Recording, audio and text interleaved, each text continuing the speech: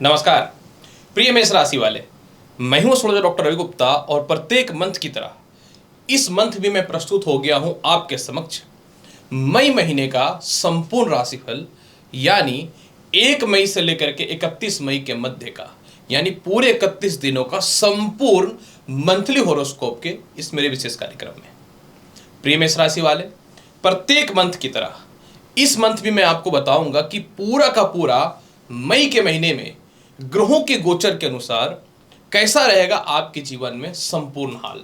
जैसा कि आप जानते हैं, प्रत्येक मंथ की तरह इस मंथ भी मैं आपको बताऊंगा कि पूरे के पूरे 31 दिनों में आपके कर्म क्षेत्र से लेके इनकम, संपत्ति, संतान, शिक्षा, यानी संपूर्ण महत्वपूर्ण तथ्यों का चर्चा करूंगा।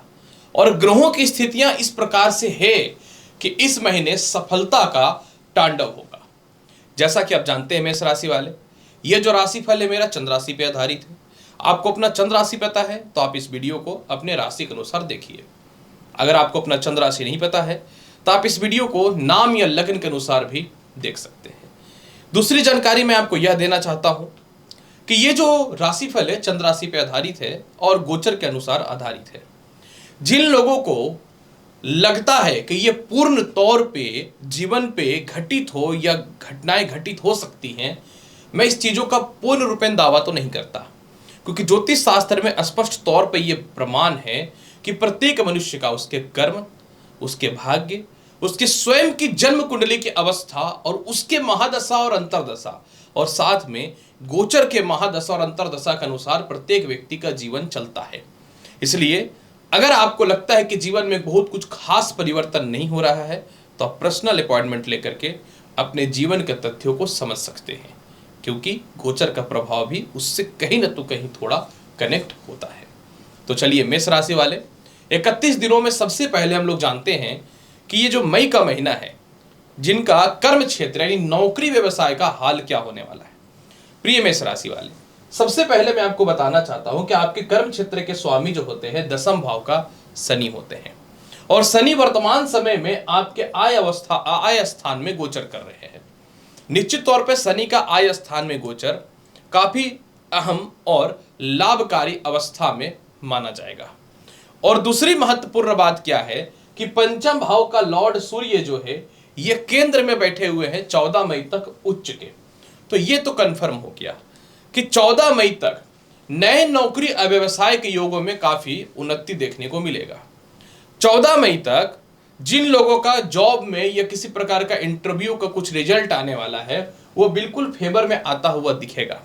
और साथ में 14 मई तक यही सूर्य का केंद्र में विराजमान होने से प्रमोशन और पदोन्नति के चांसेस काफी अच्छे बनते हुए दिखेंगे। लेकिन 14 मई को सूर्य जब द्वितीय भाव में जाएंगे और 1 मई को देवगुरु बृहस्पति द्वितीय भाव पे चले जाएंगे, मतलब यहां पे एक बहुत बड़ा बदलाव होगा। बृहस्पति का वृषभ राशि में जाने से आपके जीवन में कर्म क्षेत्र पे दृष्टि अवश्य पड़ेगा। मतलब जिनको नए नौकरी व्यवसाय के लिए प्रयासरत है, आपके लिए कर्म क्षेत्र में 1 मई से इसके प्रभाव में वृद्धि दिखना थोड़ा थोड़ा चालू हो जाएगा। लेकिन 14 मई को जब सूर्य के साथ बृहस्पति की युति होगी तब आपके जीवन में बृहस्पति का बल बढ़ेगा और 14 मई के बाद नए नौकरी व्यवसाय के योगों में 100% परिवर्तन देखने को मिलेगा। जिन लोगों को अपनी नौकरी व्यवसाय में बदलाव करना है उनके लिए 14 मई के बाद समय बहुत बढ़िया रहेगा। मतलब बढ़िया ज्यादा सैलरी वगैरह के लिए बदलाव करना है तो 14 मई के बाद का समय बहुत बढ़िया है। और 19 मई को सप्तम भाव का मालिक और धन भाव का मालिक धन भाव में ही शुक्र विराजमान हो जाएगा। तो 19 मई के बाद जिन लोगों को लॉटरी सट्टा शेयर मार्केट से रिलेटेड या मोटा फंड वगैरह चाहिए या पार्टनरशिपिंग का सपोर्ट वगैरह चाहिए तो 19 मई से आप लोगों के लिए सपोर्ट बहुत बढ़िया मिलना चालू हो जाएगा। मतलब लोगों से कम्युनिकेशन गैप जो हुआ पड़ा था वो बेटर होना चालू हो जाएगा 19 मई से। इसके अलावा अगर मैं बात करूं कि कैसा रहेगा आपके जीवन में विदेश यात्रा का हाल, विदेश यात्रा स्थान पे देखिए मंगल, बुध और राहु द्वादश भाव में विराजमान है और 10 मई तक बुध जो है ये द्वादश भाव पे रहेगा। जब तक बुध नीच का द्वादश भाव पे रहेगा आपको विदेश जाने में यह बाधा उत्पन्न 100% करेगा, क्योंकि बुध जो है आपकी कुंडली में जो है वो पराक्रमेश और षष्टेश का अधिपति होने के कारण महापापी फल देंगे।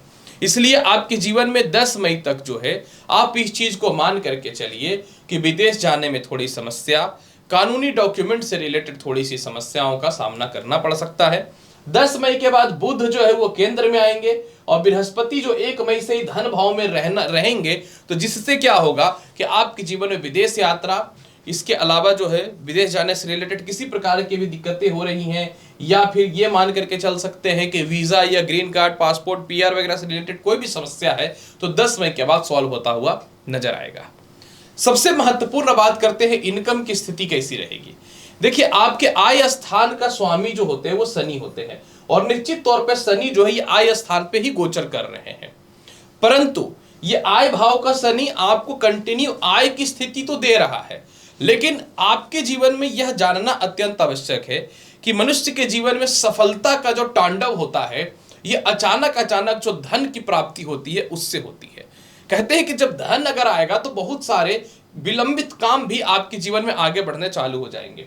तो यहाँ पे 1 मई से सूर्य जब 1 मई से बृहस्पति जब आपके द्वितीय भाव पे विराजमान होगा, तो तो आपकी कुंडली में बृहस्पति जो भाग्य का मालिक है और आपकी कुंडली में व्यय का मालिक है, जहां पे इनका व्यय का अशुभ फल नहीं लगता लग्नेश के मित्र होने के कारण, तो 1 मई से जहां जहां आपके मोटे फंड पैसे हैं वो निकलना चालू हो जाएगा। 1 मई से विदेशों से आपके पैसे का भी टर्नओवर बेहतर होना चालू हो जाएगा, और लॉटरी सट्टा शेयर मार्केट का भी लाभ 1 मई से जबरदस्त मिलना चालू हो जाएगा। मतलब धन का रास्ता तो खुलना चालू हुआ, अब इसमें विशेष बढ़ोतरी आपके जीवन में 14 मई से जबरदस्त होना चालू हो जाएगा।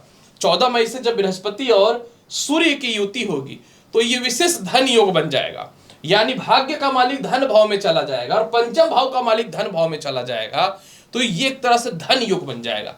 यानी 14 मई के बाद कंटिन्यू आय की प्राप्ति होगी। और दूसरी बात, शुक्र भी जो है वृषभ राशि अपनी स्व राशि में 19 मई से चले जाएंगे, तो इससे क्या होगा कि इधर धन के रास्ते तो आपके जीवन में खुलने चालू हो जाएंगे। मतलब किसी प्रकार का इंटरव्यू वगैरह या नौकरी चेंज करना, उससे धन की प्राप्ति होगी।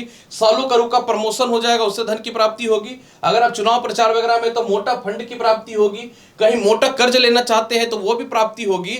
और 19 मई के बाद अगर आपको पार्टनरशिपिंग में मोटा फंड चाहिए या कहीं पैसे फंसे हुए थे किसी डिस्ट्रीब्यूट में, तो वो पैसे निकलने चालू हो जाएंगे, क्योंकि सप्तम भाव का मालिक द्वितीय भाव पे चला जाएगा। मतलब ये जबरदस्त फल है। लेकिन एक बात यहां पे आपको समझा देता हूं, ये जो मंगल है ना, ये पूरे महीने द्वादश भाव में रहेंगे। लग्न का मालिक द्वादश भाव में रहेगा, मतलब मंगल पूरे महीने आपको बहुत ज्यादा हैवी एक्सपेंस करा सकता है। और अष्टम भाव के अधिपति का द्वादश भाव में बैठने का मतलब ये हुआ कि ये किसी प्रकार के लिटिगेशन या मन को भ्रमित करके, क्योंकि लग्न का मालिक है, पैसे का व्यय करा सकता है। तो आपको पैसे के खर्च पे नियंत्रण रखना पड़ेगा। कहते हैं कि इनकम अच्छी चीज है, जितना हो अच्छा है, लेकिन अगर किसी का खर्च पे नियंत्रण ना हो तो उसके लिए ठीक नहीं है। तो इस बात को आपको थोड़ा सा ध्यान देके रखना चाहिए। कैसा रहेगा आपके जीवन में दाम्पत्य जीवन और लव लाइफ की स्थिति के बारे में चर्चा कर दूं। देखिए, आपका विवाह कारक शुक्र है। 19 तारीख तक शुक्र सीधा सप्तम भाव को देख रहे हैं, लेकिन 14 तारीख तक सूर्य भी सप्तम भाव को देख रहे हैं, और बृहस्पति तो 1 मई से ही सप्तम भाव पे दृष्टि डालना बंद कर देंगे। अब मैं आपको एक बात बताना चाहता हूं, सूर्य का सप्तम भाव पे नीचस्थ दृष्टि है। ज्योतिष शास्त्र के अनुसार यह अशुभ है, लेकिन बुध जो है ये मेष राशि में प्रवेश कर जाएंगे 10 मई को, तो सूर्य और बुध से बन जाएगा नारायण योग। ऊपर से बुध जो है आपकी कुंडली में सूर्य के साथ बैठेंगे तो बन जाएगा 14 तारीख तक 4 दिनों के लिए बुध आदित्य योग। मतलब आपके जीवन में 14 तारीख से सूर्य जब द्वितीय भाव में जाएंगे तो जो आपके विवाह को नुकसान दे रहा है विवाह को सक्सेस कराएगा। लेकिन 10 मई तक जब तक बुध लग्न में नहीं आएंगे, आपके वैवाहिक जीवन में कलेश, मतभेद या ढंग के रिश्ते नहीं आएंगे। 10 मई तक जो है आपके वैवाहिक जीवन में अगर कानूनी परछड़ा है या किसी रिश्तेदारों के कारण या मित्र के कारण कोई दिक्कतें चल रही हैं तो कंटिन्यू चलते रहेगा। 10 मई के बाद जैसे ही बुध केंद्र में आएगा और 14 तारीख को सूर्य धन भाव में चला जाएगा, तो बुध का सप्तम भाव पे दृष्टि कौन सा ग्रह? तुला राशि। तुला राशि शुक्र बुध के मित्र है, और 19 तारीख तक शुक्र और बुध की युति से नारायण योग रहेगा। मतलब आपका 10 से 19 तारीख के मध्य में आपका वैवाहिक जीवन अचानक ठीक हो जाएगा। 10 से 19 मई के मध्य में जो है आपके जीवन में जो है सबसे बड़ी बात है कि विवाह के रिश्ते बहुत ही अच्छे अच्छे आएंगे। और इसके अलावा जो है 10 से 19 मई के मध्य में जो है आपके जीवन में सबसे बड़ा बात क्या है, सेपरेशन, मतभेदता या डिस्ट्रीब्यूट किसी भी तरह का है तो वो ठीक होता चलेगा, मतलब कम्युनिकेशन गैप जो था वो फील होना चालू हो जाएगा। और सबसे बड़ी बात है कि जैसे ही सूर्य द्वितीय भाव पे प्रवेश करेंगे 14 मई से, पंचम का मालिक जब द्वितीय हो जाएगा तो 14 तारीख के बाद आपके लव लाइफ में सुधार हो जाएगा। 14 तारीख के बाद जो है आपके जीवन में कम्युनिकेशन गैप जो हुआ पड़ा था वो ठीक होना चालू हो जाएगा।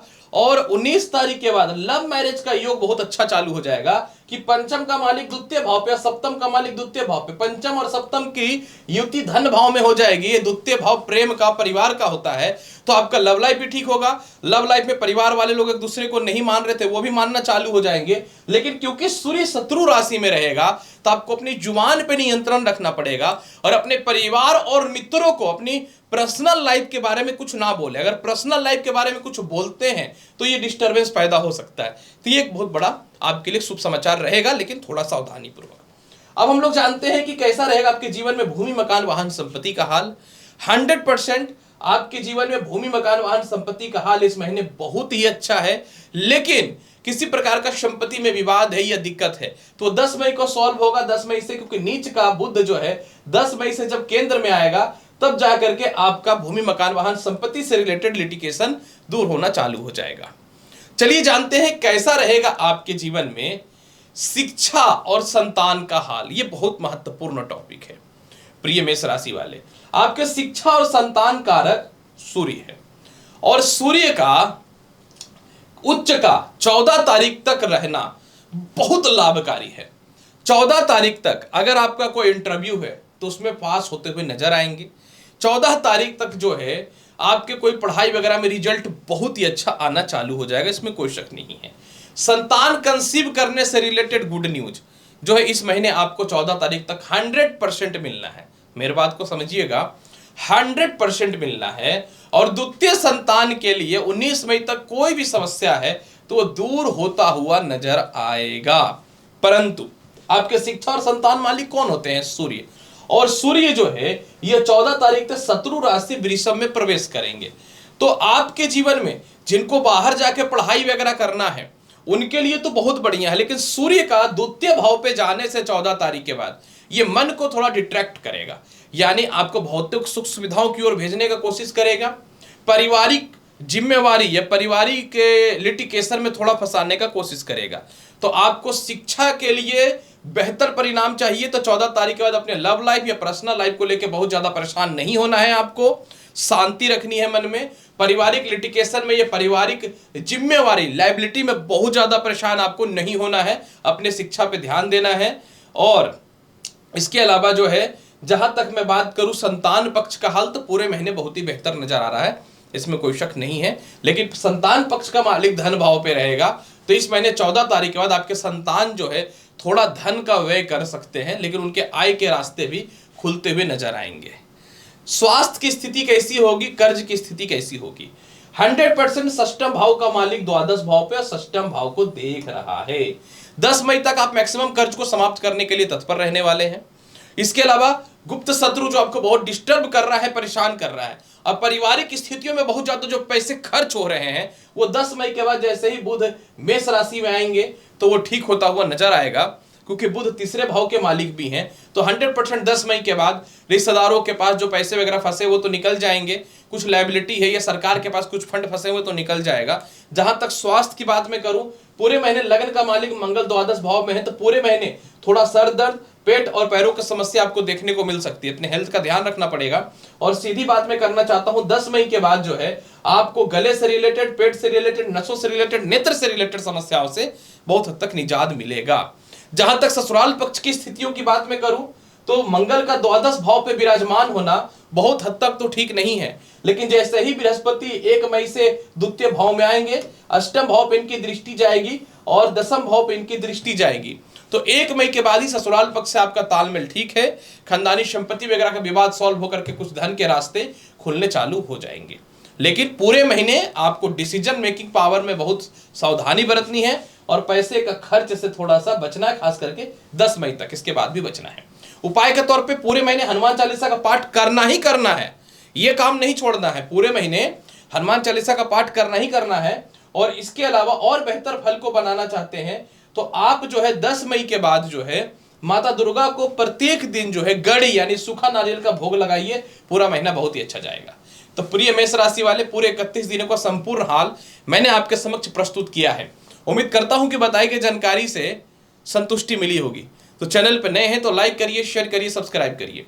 मिलता हूं अगली वीडियो में और महत्वपूर्ण और ज्ञानवर्धक जानकारी के साथ। तब तक ले नमस्कार, अच्छे से रहिए, धन्यवाद।